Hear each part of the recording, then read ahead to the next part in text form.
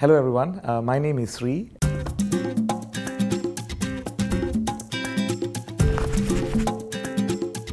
Well, actually what I consider my first real job to be was when I worked for 6 months. I mean, some may call it an internship of sort, but I worked for 6 months after my A-levels teaching in a secondary school.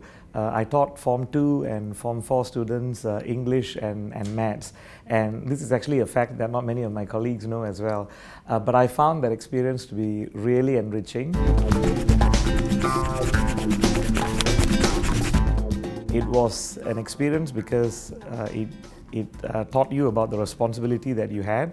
You were a teacher, you couldn't afford to skip school, so you had to teach the kids. And the interaction with people really made a big impression on me. So that was what I would really consider to be my first real taste of working life, actually.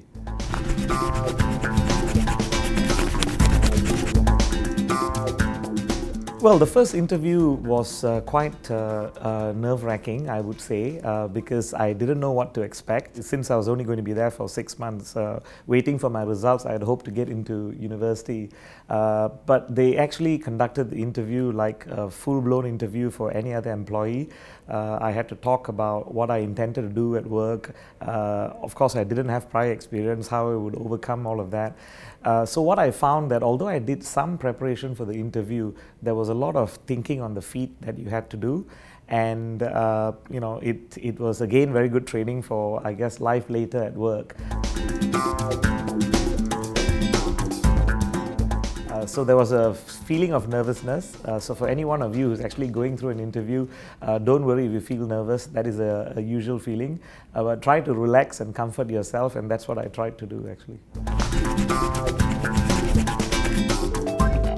A cousin of mine who was actually living in the UK, studying at that point in time in Oxford, and he strongly encouraged me to try to come and pursue a professional qualification in the UK if I could. So yes, there was an element of catalyst being there. I had to be proactive enough because I quit my job here, flew to the UK at my own expense, you know, had to go and, you know, fortunate enough to get a couple of interviews with the accounting firms, tried to sell myself as hard as I can, managed to get a job, and I spent 4 years plus in the UK subsequently, you know, working with a firm, getting my ICW qualifications and gaining fabulous work experience. So for me, that was a major tipping point. When I returned from the UK, I joined the firm then, and I joined as an assistant manager.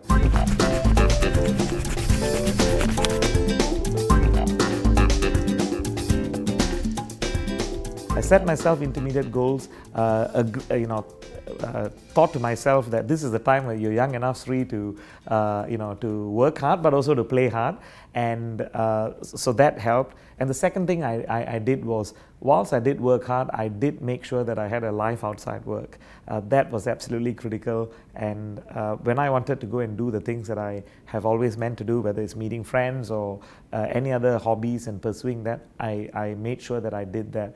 And so finding that balance was important, and that allowed me to carry on.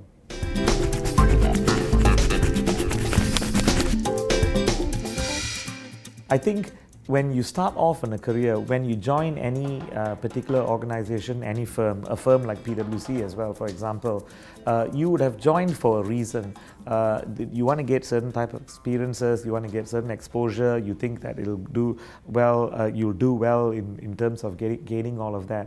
And it's very important to set yourself that goal at the outset and to persevere to actually achieve that. In that journey, that could be 2, could be 3 years, could be 4 years, and could be an entire career. You'll find there are various obstacles. In the early stages, it is so easy to give up and to do something different because of certain difficulties that you may face. So my advice is, do always look back at why is it that you work so hard to gain your qualifications, to come for the interview, to try to do your best at the interview. If you're succeeded in getting the job, then persevere and make sure that you meet the initial objectives and goals that you have set. you actually need to take ownership of this yourself as individuals and make sure that you give yourself enough time, you create enough space for yourself to pursue the interests, to pursue the hobbies, to pursue whatever that you want to do outside work. You can be the person who can control that. The environment, the organization obviously should help facilitate that, but take this as one of your own responsibilities. If you don't have that balance between whatever is important for you outside work and work, you will find that it's so easy to give up, and that's what we all face.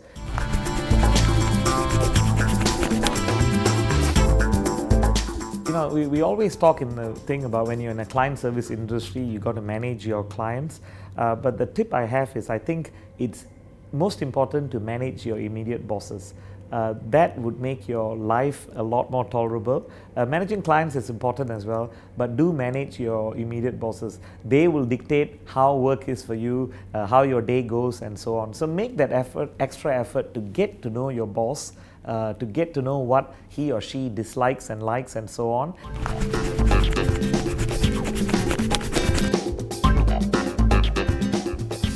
This was a program that took a group of people, put you in a country where you know, which you're not familiar with, in an environment that you're not familiar with, taking you outside the zone of comfort that you're normally in, and working on something that was again not your natural expertise. So in my case, together with two other colleagues, one from Africa and one from Indonesia, the three of us were sent to a country called Tajikistan.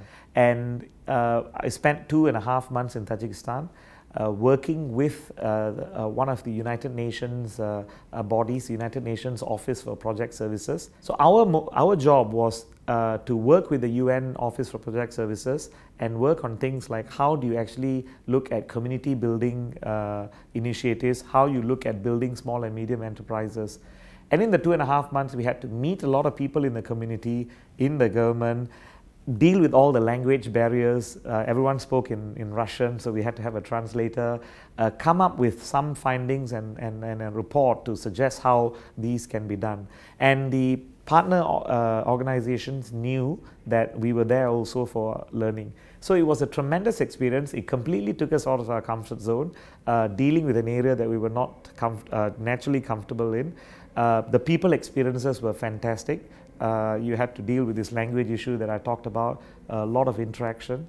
So huge, two big things. One is actually the learning experience and your own personal development, and two, the professional aspect of working on something that is not traditionally what you're trained to do. So that to me was the most striking memory of what I've been, had in the last 20 years in this firm.